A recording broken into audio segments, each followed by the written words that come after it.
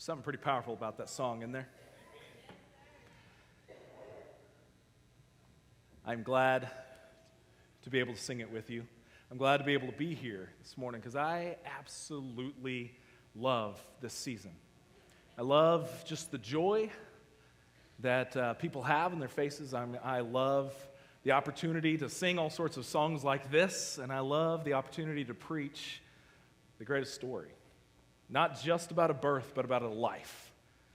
But that song is always, it doesn't matter which version I hear. In fact, I put two versions on the YouVersion notes, two different groups singing that song, and they're just absolutely beautiful, just almost haunting in some ways, just how beautiful that song can be.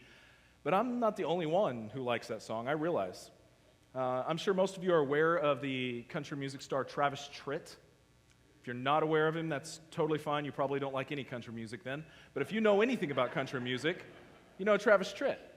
And before Travis Tritt became famous, he had to play in a lot of bars and other seedy kind of establishments.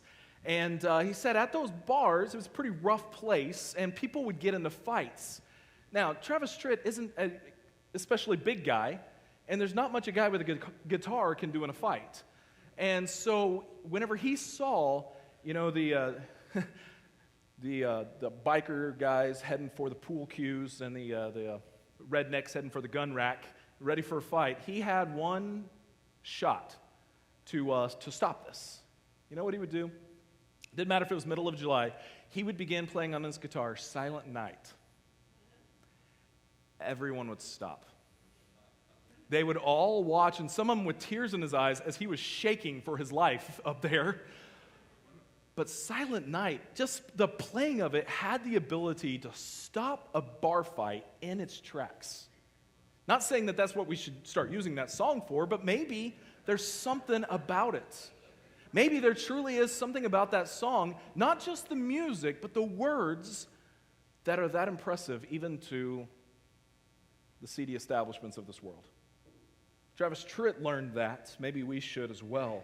Because this song is powerful, not just in the fact that it was well written. This song is powerful because it is bringing peace to hearts of unpeace. That's a word. Of chaos. He is bringing joy to a joyless nation. Bringing an understanding of who is truly in charge and the beautiful gift of a coming king that would be Lord over all. That's what the song talks about, and it's fantastic. Which leads into the prophecy we're going to be talking about this morning. So for the past several weeks, we've been leading into Christmas with this, looking at different prophecies about the coming of Christ. Who he would be, when he would come, what he would do, and especially how he would die. These prophecies are all over the Old Testament, pointing to the fact that this guy, this Jesus, is legit. He comes from a very long line of prophecies, and he fulfills every single one of them. So the prophecy that we're going to be looking at this morning, it's actually three prophecies by one prophet, by the guy, name is Daniel. Now, when we think of Daniel, we often think, as you probably would, about Shadrach, Meshach, and Abednego and the fiery furnace. You might think of the handwriting on the wall, or maybe Daniel in the lion's den. All of those are fantastic stories found in the book of Daniel, and consequently, just to plug in for the auditorium class, they're studying that. So if you want to study more of that, come to the auditorium class Sunday mornings, and you will dive further into that study. But within the book of Daniel, there is three major prophecies that are pointing to when the Messiah would come. And I stress the when, because it's with almost uncanny ability that they are prophesying when Jesus is going to come, when the Messiah is going to come. I just want to help illustrate this for a second. And so I'm going to pick on Chuck and Audrey here because that's what you get for sitting up front. So if you would, if I were a prophet, I might come over to Chuck and Audrey and say, you know what? Their beautiful daughter, Ellie, one day, hold on, is going to get married. She's going to get married to a nice young man.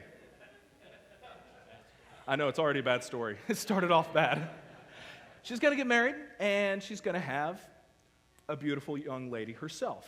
Now, that little young lady, your grandchild, is going to find another nice young man, he's got to be nice, going to marry, and lo and behold, they're going to have another beautiful little girl. Now, that little girl is going to grow up, and she's going to become president of the United States. Okay, if I were a prophet, this is what I'd say. Not only that, but from the date that she gets married to the date that that little girl becomes the president of the United States is going to be 104 years. Mark my words. 104. All right, that'd be cool, but I'm not a prophet. So in other words, I just made all of that up. And if it all came about, it would be by sheer luck. But see, that's not how Daniel worked. Daniel was inspired by the Holy Spirit. He was given a vision of things, and he not only was able to say where the line was going to go, he was with uncanny ability able to say, and here's the year it's going to happen. And I love the book of Daniel whenever it talks about the coming of the Messiah, because there's so much going on in this chapter, in this whole book, that sometimes we gloss over, sometimes we miss because of all the fun stories of the book of Daniel. Now, as I said, the first two stories in the book of Daniel are really, there's three major prophecies. The first two fall into a broad scope of kind of vision. They're just kind of this vision of things to come, and it's not really fully clear, but I want to at least look at those a little bit. The first one is a dream that God gives King Nebuchadnezzar. Now, King Nebuchadnezzar, whenever he gets this dream, he's pretty scared of it because it frightens him, as it should. He gets a dream from God. It's going to frighten him. So he gathers up all the enchanters, all the astrologers, all the wise men of his kingdom, and he doesn't just say, here's my dream, tell me what it means. What he says is, you tell me my dream, and then tell me what it means. And no one can tell him that, because no one knows dreams, except Daniel knows God knows dreams. So Daniel comes in to the king's presence, and he says, I can't do it, but God can. And here's what he has shown you when you slept at night. You had a statue. There was a statue, and on that statue had a head of gold. It had a chest of silver. It had a torso and midsection as bronze. It had legs of iron and then feet of a mix of iron and clay. And Daniel goes on to further say all of those represent kingdoms that are coming. And looking back in history, we can understand that the head, obviously, was the Babylonians. This is the kingdom of Nebuchadnezzar. He's the gold head. The chest and arms of the silver would be the Medes and the Persians that would come and conquer the Babylonians. And then along them, led by Alexander the Great, would be the Greece, that empire.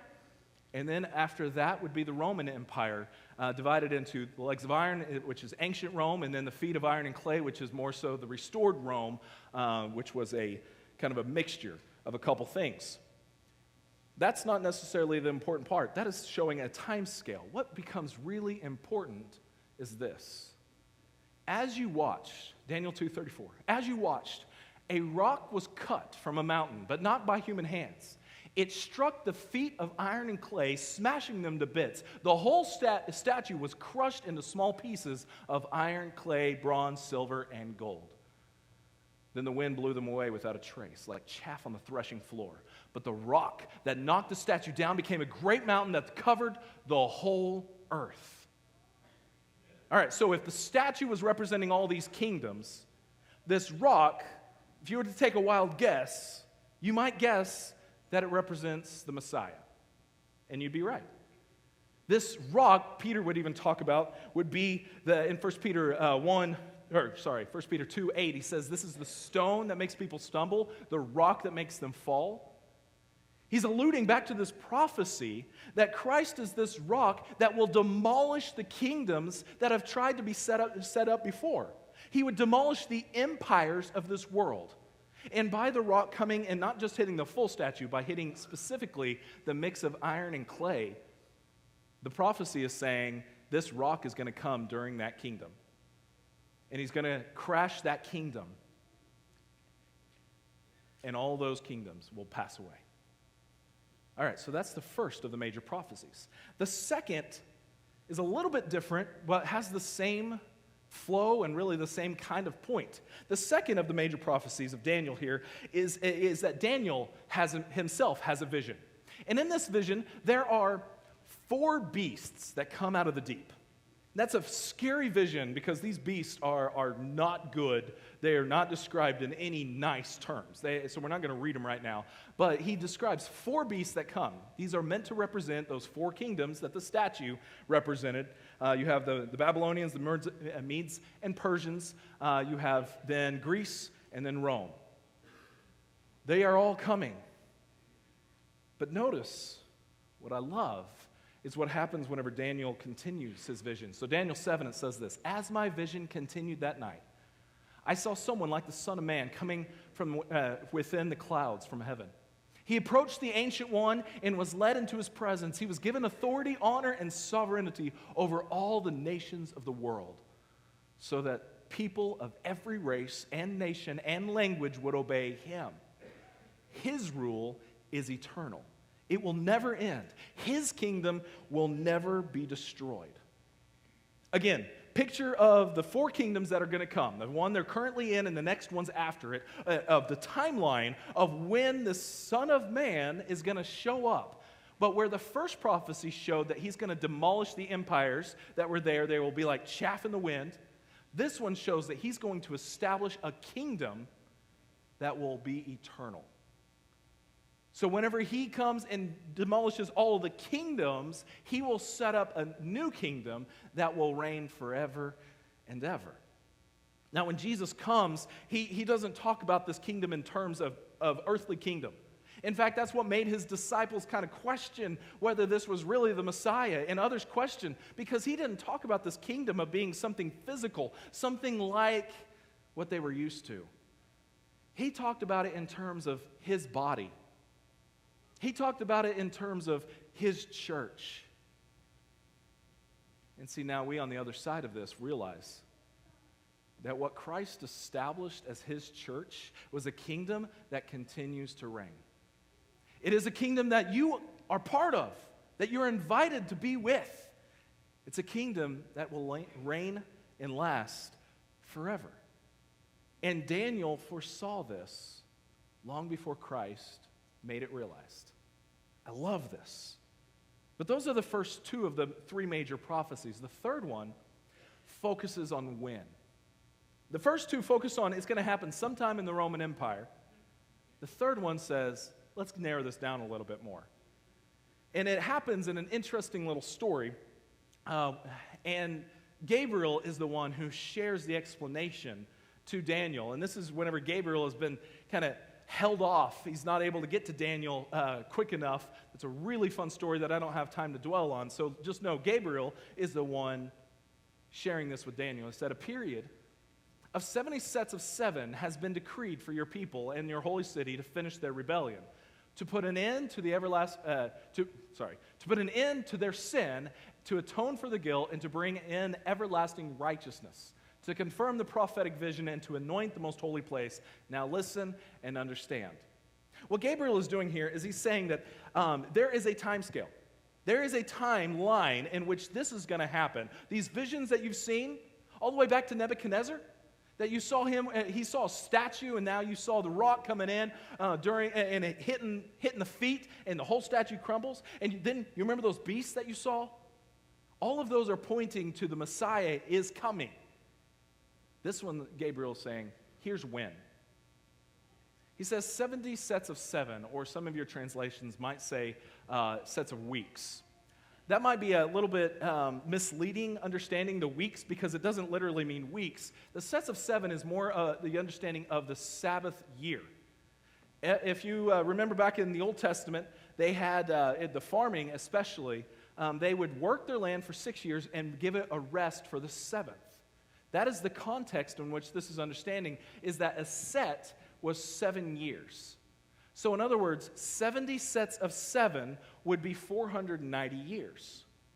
What Gabriel is saying is that from the time that the announcement is given to restore Jerusalem, to rebuild the walls, is the timeline that he's given here. That's the start of this. It'll be 490 years later whenever it will be realized. Here's the fun part. There is a long explanation about the dates and how they work, and I'm going to spare you a lot of that. I'm going to give you the quick explanation. It is considered that King Artaxerxes issued the decree to rebuild the walls of Jerusalem in 457 BC. So 457 BC plus 490 years. You know what you get there? I didn't finish the rest of that passage, did I? That's where the timeline comes in. I'm sorry. I didn't finish the rest of it. 70 sets, so 457 BC, 490 years later, takes you to about 33 to 34 AD. You know anything that's significant happening around that time?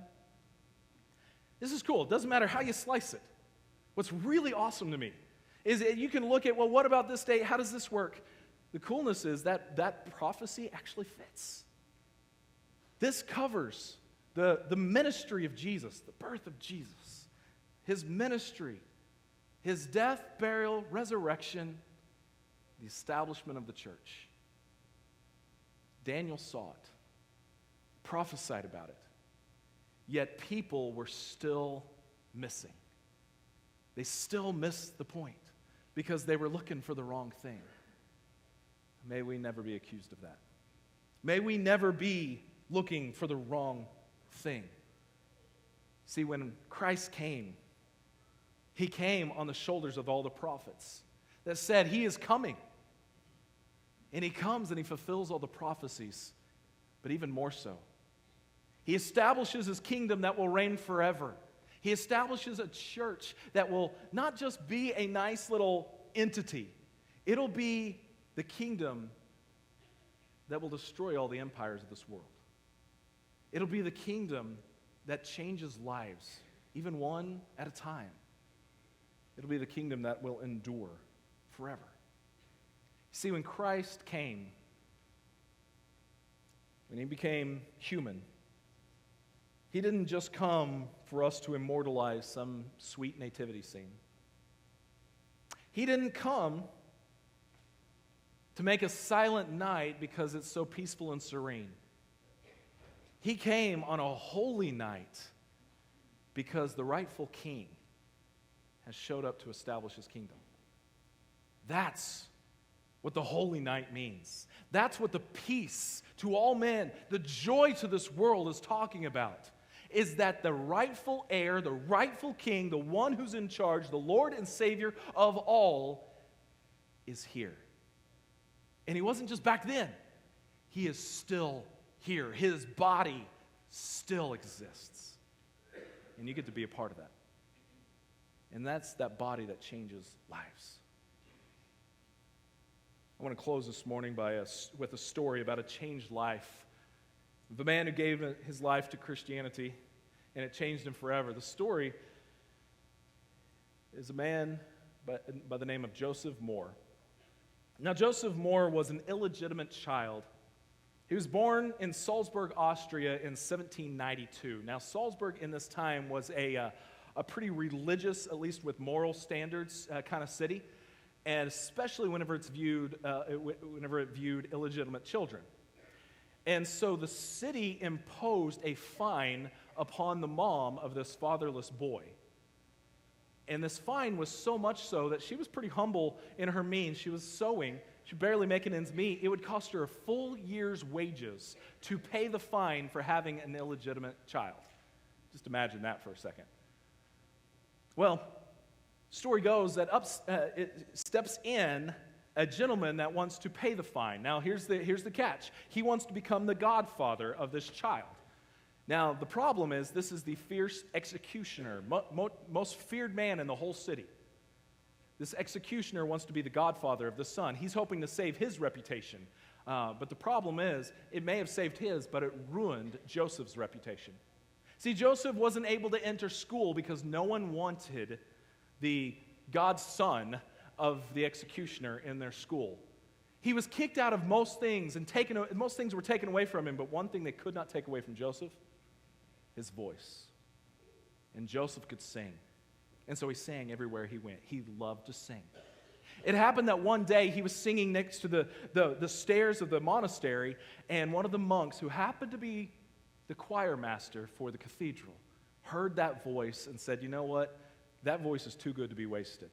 So he found Joseph's mom, and he went over to Joseph's mom and convinced her to let him take the boy and train him in Christianity, and train him to be a priest, but mainly to train him for the choir. Now, he proved to be a really good pupil. By the age of 12, he had mastered the organ, the piano, the guitar, and the violin. He was really good. Well, he kept on working and kept on growing, and he was really good in music, to where it came about 1815 that he was ordained a priest and was given a congregation to work with. 3 years later, one of the worst nightmares for someone growing up using organ music in their church, biggest nightmare, Christmas Eve service. See, most of the Christmas music in that time was just for the organ, but their organ broke. So Joseph Moore, not wanting to forego the music of that wonderful night, pulled out his guitar and started singing a song that you know.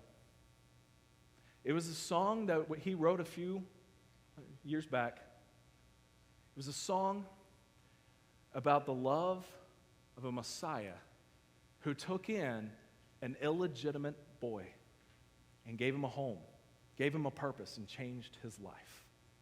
So I'm going to ask you to sing it with me again. You've already sung it once. But the song is Silent Night.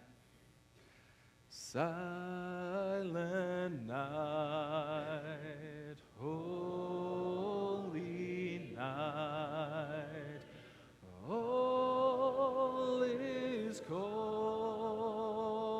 all is bright, round yon virgin mother and child. Holy infant, so tender and mild, sleep in heavenly peace, sleep in heavenly peace. See, Joseph Moore understood that Christ can truly change lives, because he came to establish a kingdom that Daniel saw, a kingdom that would tear down all the other kingdoms of this world, a kingdom that would last forever. And the cool part is, this kingdom is not restrictive.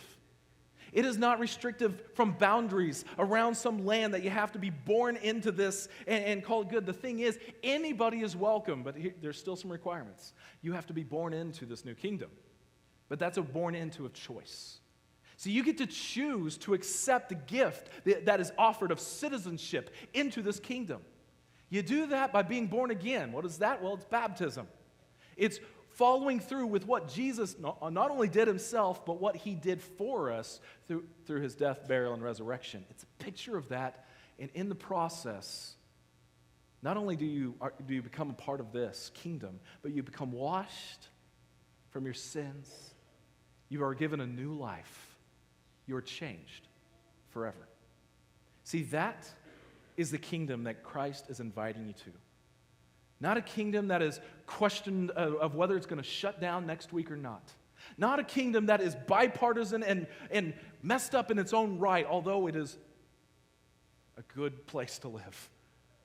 This kingdom is ruled by a perfect Lord. And you wouldn't want to have it any other way. So this morning, if you want to be a part of a kingdom that truly will last forever, if you want to be part of a group of people that is changing the world because this is the kingdom that God has established and he's at the center of it, we want to invite you to not just come and see the little baby. We want to invite you to come and see the Messiah, to come and see the Lord. So this morning, if you're in search for some silent night, some holy night, then would you let it be known as we stand and as we sing together?